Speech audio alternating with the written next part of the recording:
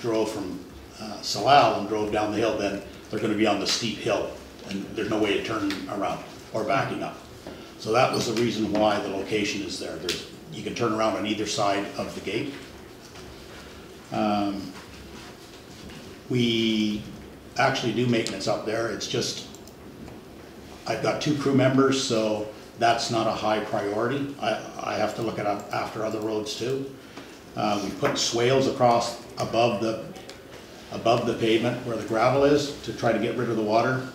Still having problems with driveways that are dumping water onto the roads, onto this existing roads, as well as last year with the salt. There's just one thing, the more salt you put on the road, it tends to bring the moisture up and in underneath the asphalt. So if you put too much salt on, what'll happen is your road will turn into potholes, get mushy and soft. So that's my recommendation, is put the gate there. The road is what we class as tertiary, so how the plow system works is we do the bus routes first. They go around and around, then we go into secondary roads, and then we go to tertiary roads. But if it snows in between that system, then we start all over again from the very front. So that when I say I can't guarantee that the road is going to be plowed, because last year was sort of an anomaly. We were constantly plowing basically our main roads. We never really got to half the other roads at all. The Cowan Road was not just special, that was like everything else. So that was my recommendation. Okay. First of all, anybody have questions about? Let's start with that. Yeah, there is a quote in here for pavement rehabilitation, and in your recommendation, there's no mention of that. So I'm just curious, how much roadworks is there in the queue, and can this join the bottom of the queue? We'll put it in our capital, but we sort of have to fix up some of the main roads before. Yeah, I understand that, but can it join the? It'll be in a 5-year plan. Okay. Yeah. So can we put that on with the recommendation that we passed today, that it joins the capital queue and just works its way up? Bringing a report forward already next year for the capital roads plan, so that could be included. There are so many roads right now, that like the little roads that should be done, so yeah, there's tons of them.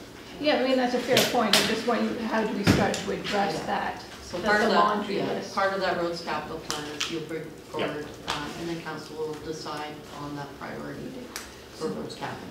Do we need a recommendation from council today? I think it would probably be a good thing to. Yeah, I think let's start with the gate and then we'll move on. Like as far as our final.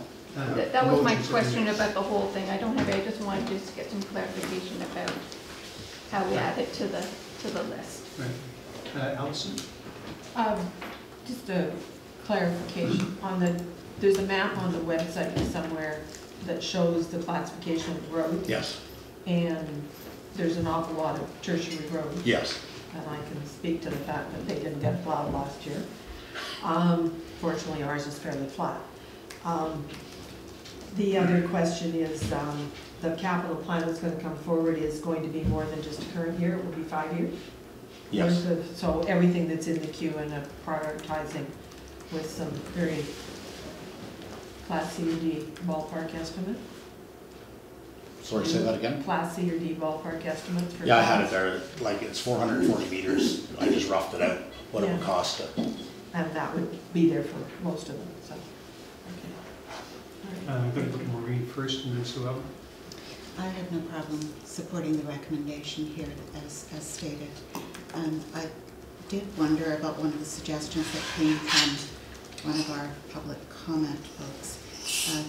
And he had asked whether portions of the road could be worked on rather than considering the whole road. Yep. Yeah. Okay. Like my guys do go up there and actually patch potholes all the time, or not all the time, but when they have a chance to. Okay. They do that. Okay. And I can affirm from personal experience that it's a very scary road. Shortly after I was on council, I went to the top of the hill and started to walk down the hill, and this is in good weather, and I lost my nerve you know, walking down a hill, and I turned around and went back. I just thought I'm going to fall here. So I think that there is obviously a genuine issue here. So my next question is, I know that we have primary, secondary, and tertiary roads, and then you're on your own. But within the tertiary road group, how do you prioritize which roads get plowed first within that tertiary group? It usually, with the tertiary, after everything is done, everything's salted, then the guys will go out and they'll start on the west side or the east side, just the 2 trucks. Because we'll only use the 4-wheel drives. We only have 2 trucks that'll do the tertiary roads, the smaller ones, and they're 4-wheel drive. So the less scary of the roads, the guys like to do them first. And going down Bishop's Hill, there's some people that just don't feel comfortable going down there. And it's really hard to plow going up the hill. So either you have to try to back up. So that's why when the lock blocks were put in, that's why it's almost impossible to plow up the hill and then turn around this. So that's why the road, you have to go down the hill. And that there's a section from the gate to where the first driveway is. That's the scary part. If I could magically get the truck to where the driveways were, then it would be easier to plow, but it's that top part that is the problem. Okay, thank you. Sue Ellen? I'm generally in support of the recommendation, but my questions are related to the vandalism. What has changed to lead you to believe that the new gate won't be damaged just as the old one was? And secondly, have the RCMP been involved? And thirdly, have you looked at other, has our bylaw enforcement or other kinds of things, like I heard a camera suggested, have those kinds of things been looked at? I haven't looked at a camera, but RCMP have been involved. But I think most of the kids that thought it was a game to cut the locks out, I think have grown up. I hope. And nobody belongs. And I'm not done yet. I just know that this is something that happens in regional parks throughout the system as well, or it did back in the day. And anyway, thank you. My second question is the safety issue. We've heard from several people here about injuries and near injuries and traffic speeding without being able to see. I wonder if a safety audit on that road, like we do at Cardina when we have safety issues, might be a suggestion. I'm just putting that out there. The second idea I have for long-term management of the hill, because it's a long-standing problem. I'm thinking about Mannion Bay, going, should we make a management plan by involving the community? I know some of the houses have 2 separate ways that they could get in. They can also get in from Sawmill Lane and that kind of thing. Should we take a longer-term way to tackle that issue, perhaps? There would be somebody who would be interested in, I don't know, maybe it would be an opportunity for someone to reshape their property line in order for us to get a zigzag in the road or something. I don't know. That's, I'm just putting those out as suggestions. I think it's a long-standing problem, and I'm concerned about the safety. I like the idea of a safety audit. Let's find out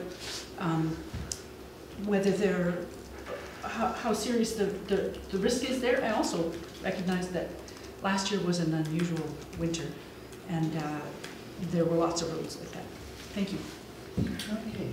You want to jump in, Gary? Okay. Yeah, just very quickly, I've been using Bishop's Hill since 1969, so I've seen it.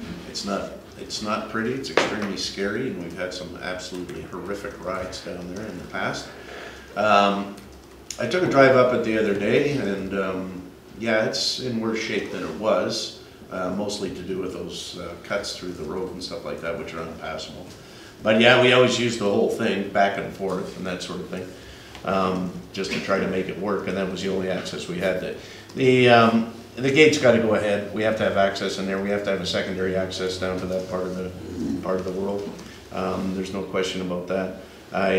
I would like to do something. The first part of the road's good until you get in the right-hand turn. So it's between the right-hand turn and a little bit beyond where the driveways are. And I don't know if that's been a consideration in your budget. Did you take the whole road? No, because from we're the not bottom going of to do Willie's the top. Way. Bottom of Willie's Way. Yeah. Yeah, and I think we could even probably go up to the corner and take it from there and just do, you know, that part of it. So that would be something to look at and you talk about tertiary roads and that sort of thing. Adams Road last year was basically unpassable past the Bowen Bay cutoff, because my son lives down there and I could barely make it up and down there. It was very treacherous. So it's not that we're not getting to people. There's other roads on the island that aren't getting serviced also as well. But I think we really have to take into consideration the safety aspect here. I mean, when we have that many people getting injured on the thing, there has to be some kind of response to it. And I think if we're looking at tertiary roads to plow or to do some work on, I think we have to look at the safety issue as a top priority. And we have to look at the safety issue of the plow trucks going down. True that, yeah, absolutely, yeah. But if we, you know, if they got chains, I guess they do.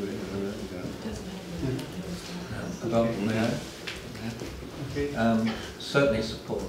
Let's get this gate done, because all the people in the audience listening, that's tangible. Yes, we hear. Let's get it done. This is a municipal road, isn't it? Yes.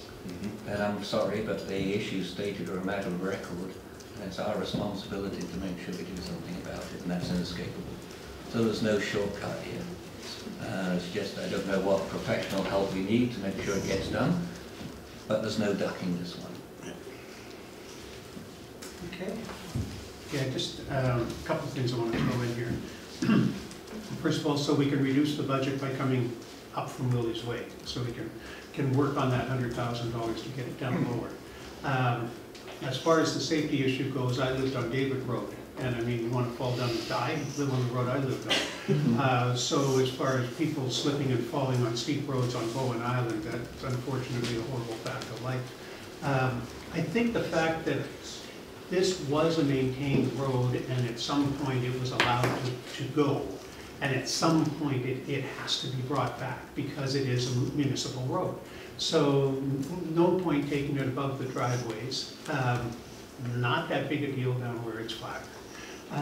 The concern I have with the steep hill is the fact that you get so much water off the driveways. So where does the responsibility lie between the property owners? And my understanding everywhere else is that if water comes roaring down your driveway out onto the road and it comes down the pavement and out on the pavement and makes it slick, the municipality can come along and cut a ditch across your driveway. So do we need a level of cooperation with everybody that has driveways coming out on that road, that they properly culvert them before we go ahead and do any work? I would like to see that, but I know there's 2 or 3 that are quite problems. Right. On the uphill side, yeah. This will greatly reduce the amount of erosion, I would take it, or do you think it is going to make a difference? I see the swales across the top, and I think of all that water being taken off. The very few number of people that actually use the road. I mean, this isn't like it's serving the south end of the island or something. It's serving a dozen houses or whatever it is on the steeper portion.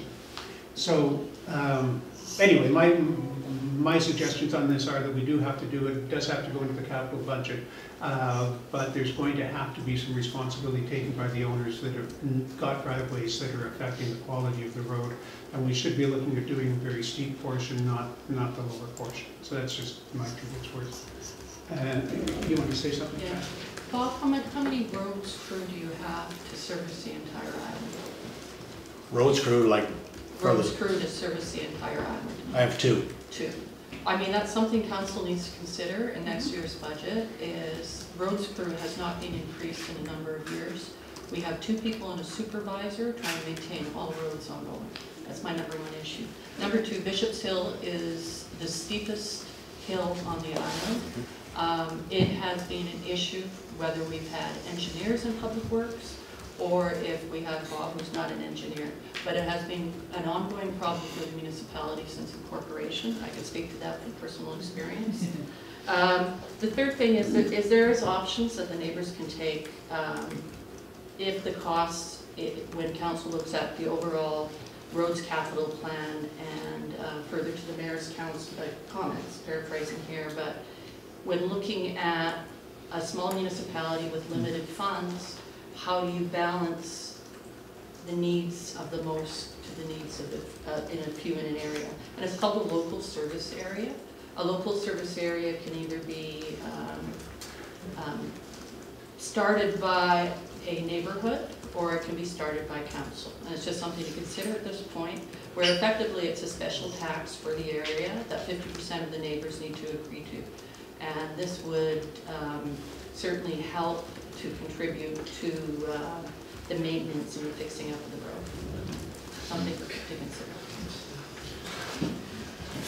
Okay. First of all, then, can I, oh, I'm sorry, Mallory. I just would like to pick up on the comment you just made, Mayor, and that was in regards to the runoff from driveways. And I think, yes, if we could do some outreach. I'll talk to Mylaw. Mylaw will go to. I will officially. But in a friendly way, you know. Yeah, no, I think we need bylaw to go out, and this falls under their jurisdiction too. And certainly we'll direct them to talk to the neighbors, identify the areas where runoffs are coming from driveways. So that could be part of our many-pronged approach. Because I have to say, whenever we have a big rainstorm, I personally always go out and make sure that my driveway is not contributing. So I think that's kind of, for me, I feel that's part of my civic duty is to go down and make sure that I'm not contributing to unsafe roads. So if we can promote that, I think it would be a good thing. Okay. So, first of all, if I could have the motion to accept the recommendation as for our agenda, seconded, and all in favor of that. And so that is passed unanimously. That's for the installation of a gate at the top of the hill. And that is to facilitate, hopefully, snowplow work as appropriate in the winter. And to give first responders. and to give access to a secondary access to the south end of the island. Does anybody want to make a motion or something in reference to the ongoing, Melanie? Yes, I wanted to make a recommendation that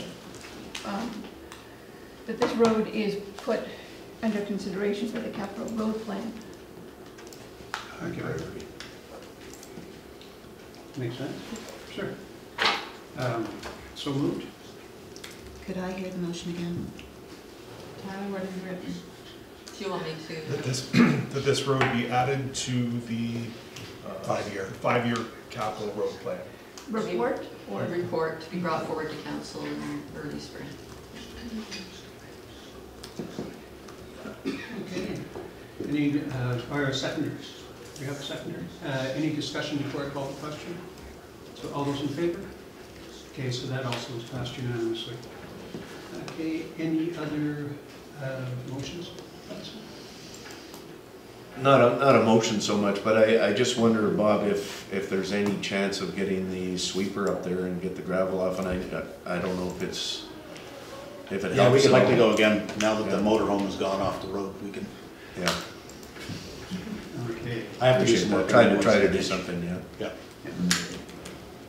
Okay, it is done. Thank you, Bob. Okay. Okay, next up, we have Daniel, reference community plan lot 1.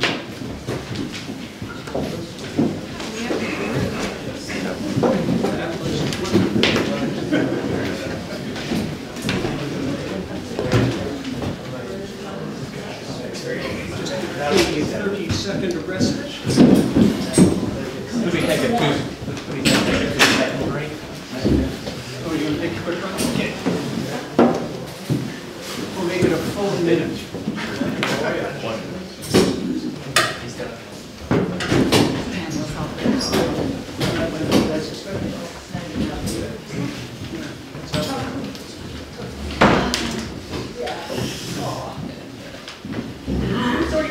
No, that's fine, yes.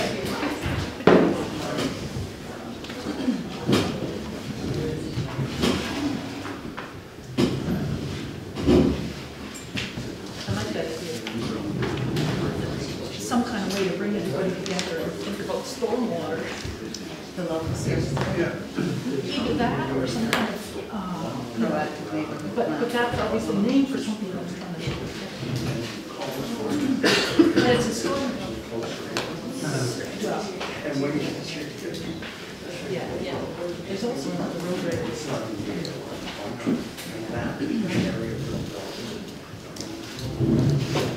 Okay, I'm just gonna wait on Michael for a minute.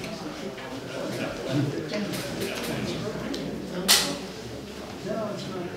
I've been. Keep away from it. Yeah, but not, not respiratory.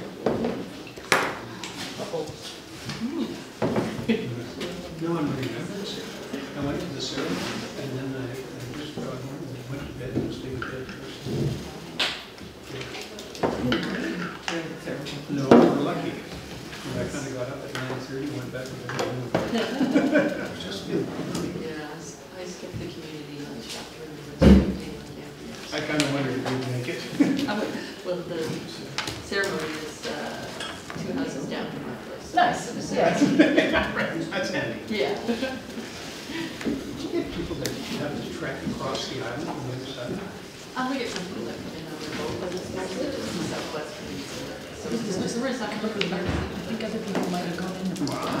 community themselves. Here he is. Okay. We are back. Hello, Daniel. Carry on.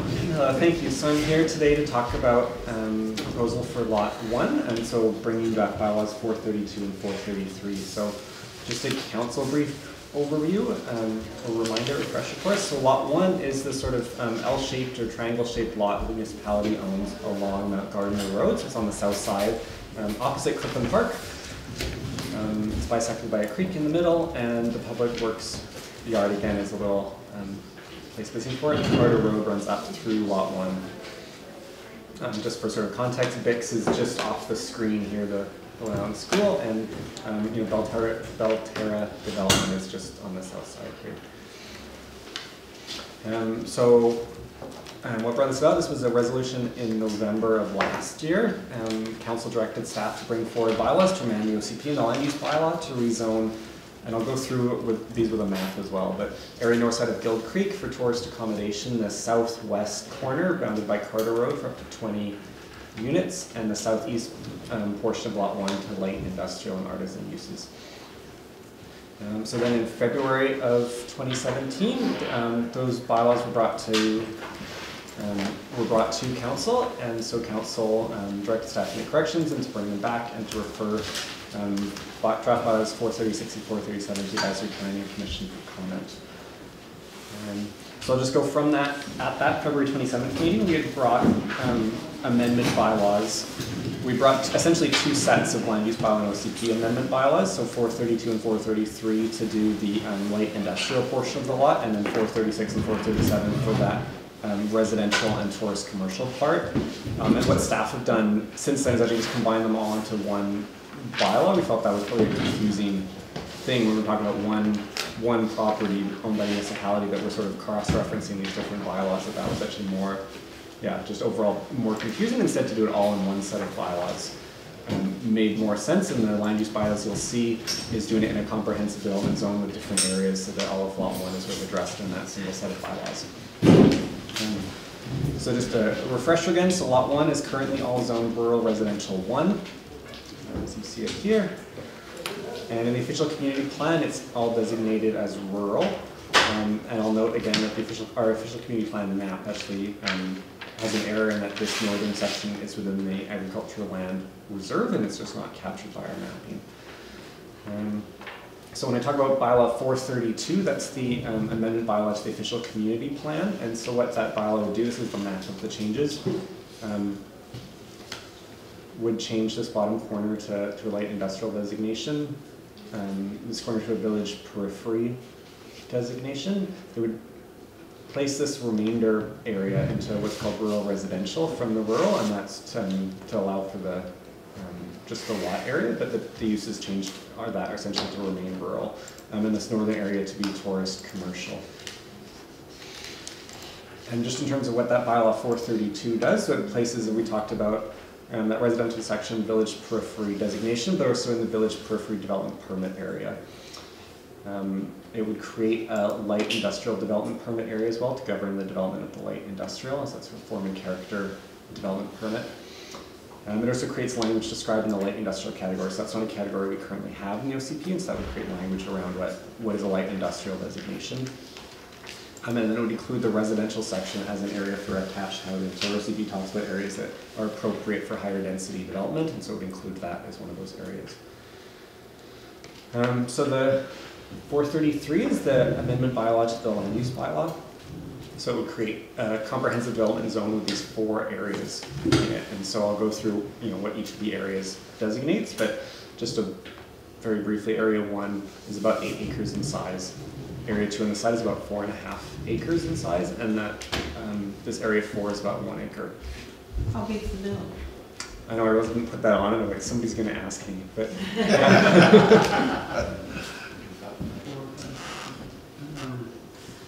I want to say 7. It's about 5 or 6. 5 or 6, yeah. So I'm not sure offhand. The whole area is how big? If we go back, where is it? Because this is broken down differently, 3.21. So it's 5, 6. 1.5 plus 2.2 minus 0.9. Yeah. Or, sorry. I mean, it's about 2 hectares, so yeah, it should be 5 or 6 acres. Yeah, and this gets cut off, but this is then going through, so if we go through, there's areas 1, 2, 3, and 4, so in area 1 would have a series of principal uses and tend to be this light industrial use, so things like artisan industries, storage and warehousing, manufacturing, assembly and processing, machinery and tool repair, and would allow cottage industry, offices, light live work units, indoor entertainment and recreation facilities, and retail use. I think it's just got cut off on the bottom here. In terms of its lot coverage, sorry, notice I've lost my bottom table, but I'll get through. But so 35% lot coverage and FSR, which is floor space ratio of 0.7. It would include regulations for the maximum size of dwellings, so that's within those live work units of 90 square meters.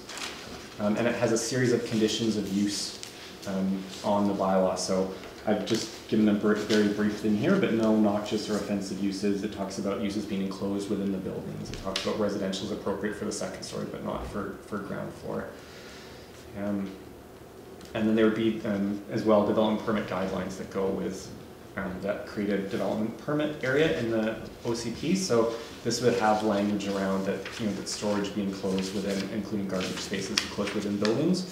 That again, residential in the second story, it talks about maintaining the natural landscape, especially along Montgarden Road where possible. It talks about the importance of trail and pedestrian connections, so the importance of that in our planning. It talks about not having multimodal or shipping containers used as storage.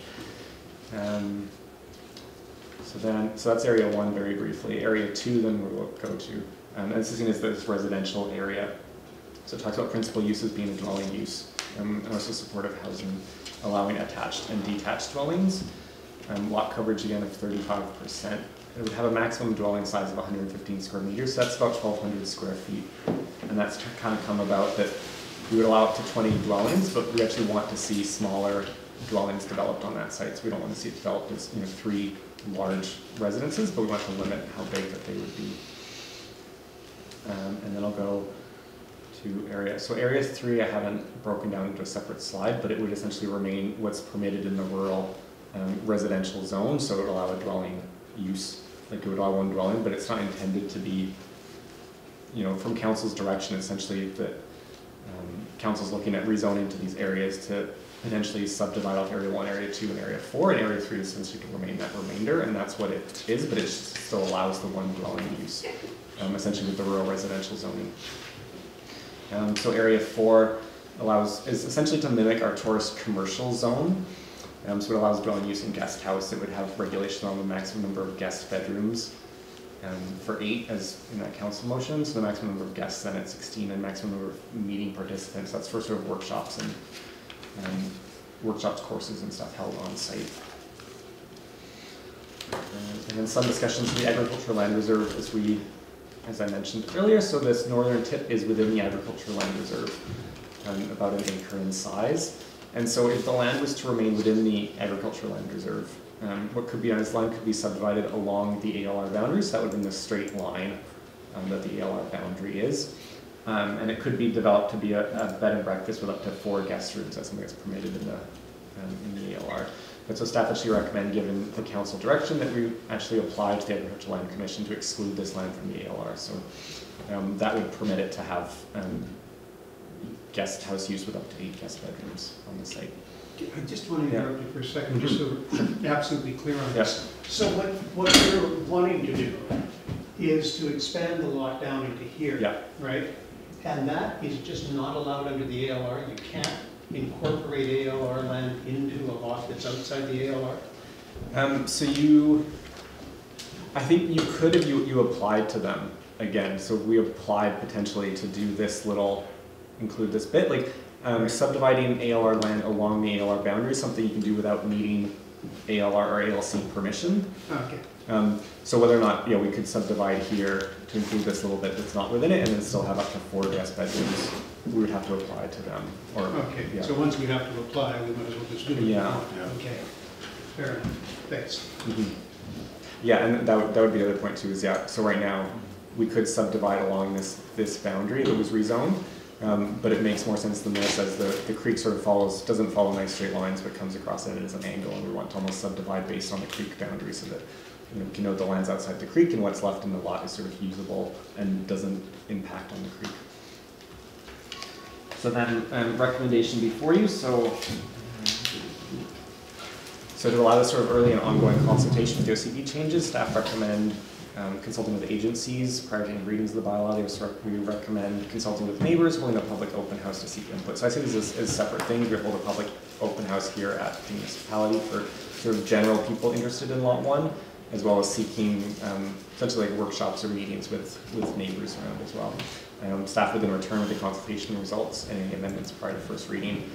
I have in the report then an option for council. Instead, council could, if they feel that the bylaws are sufficiently developed and they're comfortable enough with it, could grant first reading to the bylaws and then continue consultation at that stage, so between first and second reading. And that's the end of my presentation, so I'm open for any questions.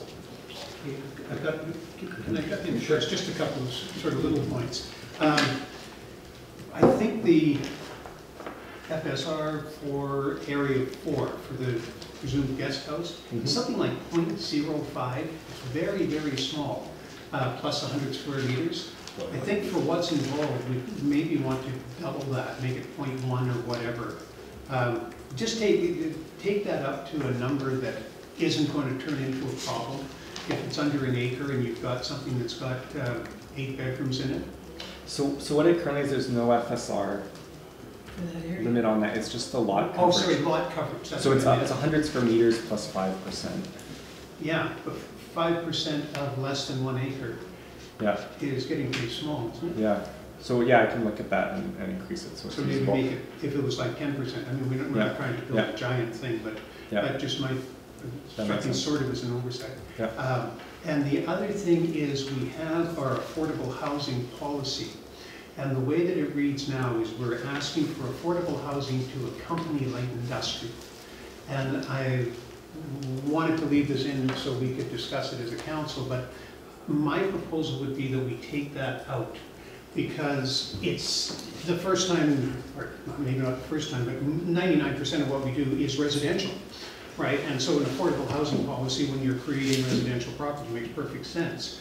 But this industrial park could be built over the next 20 years, and it will always be the municipality selling the property, right? So we can do an affordable housing fund and take a portion of the money and put it towards it or whatever.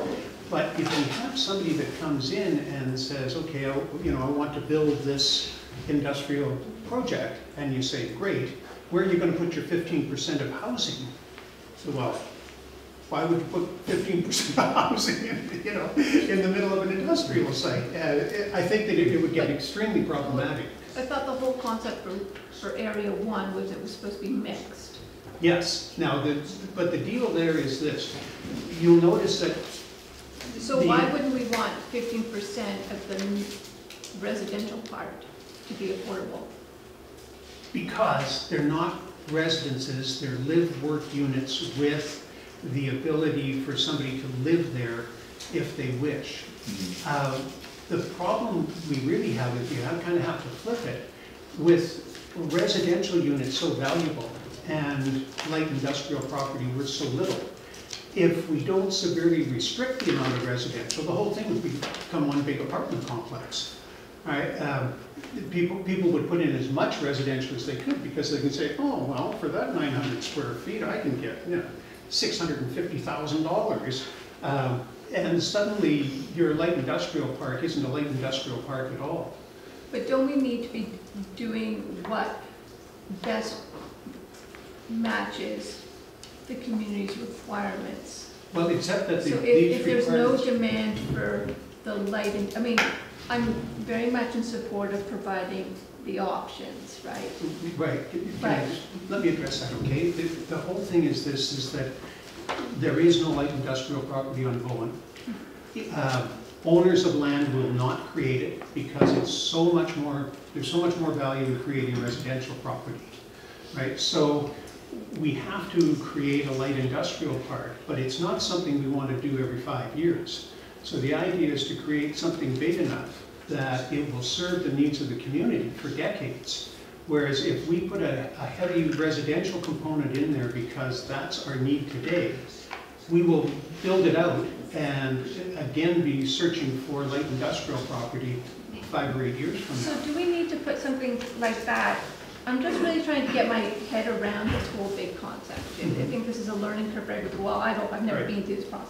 So is that something, I'm trying to understand what needs to be put into the light industrial development permit area, and would be putting in wording about how much floor surface, whatever the FSR of the industrial component in there to fulfill that requirement. So it is in there, I For me, the real important thing is it has to be mixed. Right, so let me just, Peter Fritten also raised this issue. And this is the response that I had written for him.